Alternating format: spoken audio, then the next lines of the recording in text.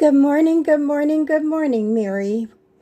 Here, also known as Reverend Dr. Mary Whitney. Whichever one you choose is fine with me. I wanted to say today is our 228th day together, and yesterday I was speaking with a friend of mine, and I wanted to share the topic I chose for today had something to do with that conversation. It's called ridding ourselves of shameful memories, okay? And so we're not going to start out with a breathing exercise because I want to get to the heart of the message, but we will do one at the end of the presentation today, or our YouTube message, whatever we want to call it, right? We are here together on purpose. And today is 228th day together, headed toward 365 days. Yes, that's our possibilities. That's what I'll call it. One of the greatest gifts of, is epistemic humility is recognizing that the stories we tell ourselves are not always the complete truth. Sometimes our mind holds on to painful memories so tightly that they begin to define who we believe we are. Yet our past experiences, while real, are not the final authority over our identity or our future. Healing begins the moment we become willing to ask, what if shame has been telling me a story that no longer serves who I am becoming, who you are becoming? When we replace self-condemnation with truth, compassion, and hope, we create space for new possibilities to grow. Yesterday, during that conversation with my friend, I was asked if I had ever talked about shame in one of my YouTube videos. I stopped and thought about it for a moment before answering that I didn't believe I had. You see, shame is one of those emotions that can quietly cripple the mind if we allow it to settle in. Left unattended, it has a way of opening a door to every painful story we've ever believed about ourselves. Before long, I can feel as though the floodgates of despair have been thrown wide open. One of the healthiest habits, though, I developed came through working with women in one of our programs for nearly 6 years. Together we practice affirmations from our healthy relationships workshops, and then I encouraged each woman to create affirmations that spoke directly to her life and journey. Little by little, something remarkable happened. Our conversations changed. Our thinking changed. More importantly, the way we viewed ourselves began to change.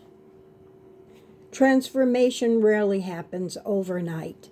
And I know sometimes we're accustomed to quick fixes, but quick fixes don't always last a lifetime.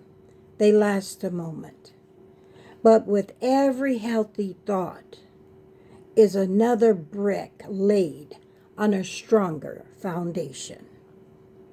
Possibility does not have to be postponed for another day. It begins with the next choice we make today. We may stumble along the way, and that's okay. But we can always choose to learn, adjust, and move forward. Even our setbacks can become stepping stones. It's how you look at them. As we practice new habits rooted in hope, gratitude, and self-compassion, It's almost as if our hearts began to discover a new song. Our minds gradually become less confined by old wounds and more open to healthier ways of seeing even ourselves. While painful memories may never completely disappear, they no longer have to occupy the center of our lives. We can create new memories, new meanings, and new pathways that are stronger than the old ones we tried to keep. Throughout my day, I intentionally began looking for small things that broke peace, that brought peace, to my heart. Over time, those simple memories became larger than the pain I once carried inside. Have you ever seen a stain on the sidewalk or chalk that young people have drawn pictures or things on the sidewalk and the rain came and washed it away, but we thought it was permanently there? Healing has often felt like that sometimes to me.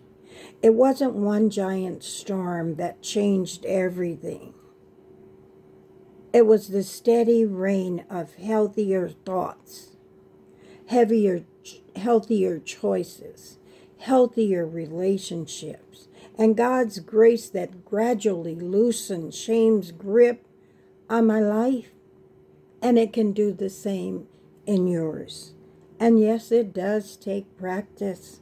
It takes work, but it can be done. The habits we have can be erased and rearranged.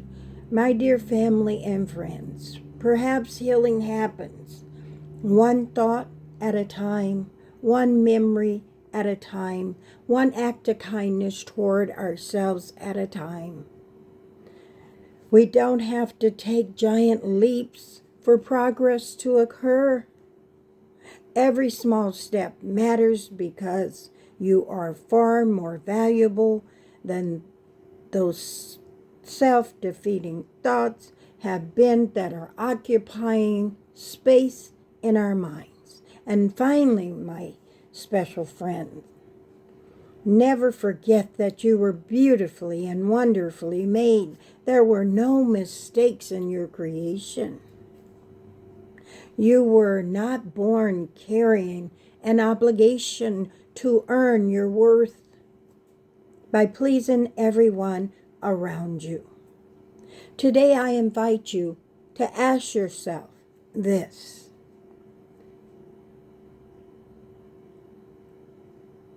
Say this to yourself. I will no longer allow distorted views of who I am to live rent-free in my mind. I will choose thoughts that honor the value that God has already placed within me. You are amazing, and I am truly blessed to call you my friend or my family and friends. May today become another opportunity for your renewed thoughts to redesign your future. Our imagination, when guided by truth, wisdom, humility, and hope, has the power to help us envision a life greater than the one shame once tried to convince us we deserved. Thank you to everyone who have subscribed, who have liked, who have shared our YouTube community or made a comment with others. Your encouragement helps us continue building a community centered on healing, learning, and growing together. Right? And we can't wait until tomorrow gets here for us to come together once again on day 229 And I say, the Lord willing.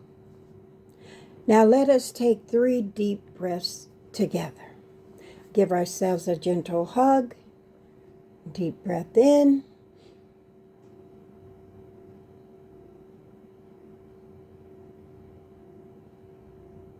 A deep breath out. A deep breath in.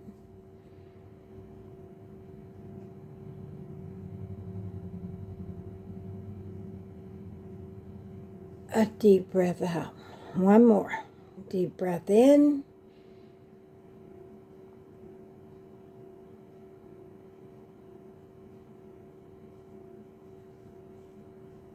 A deep breath out.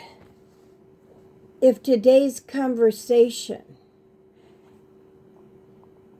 is meant for you, or it opened a door for you, it's not to walk you all the way through it. Real transformation happens when we slow down, reflect together, and practice these ideas in community. If your organization, faith community, school, or agency would like to explore this work more deeply, I'd be honored to facilitate a workshop where we can move beyond information and into transformation. I am here for you. We care about you. We want you to take care of yourself. And as you reflect on epistemic humility, which reminds us that the stories we believe about ourselves are not always the complete truth. Shame grows in silence, but healing grows through compassion and grace.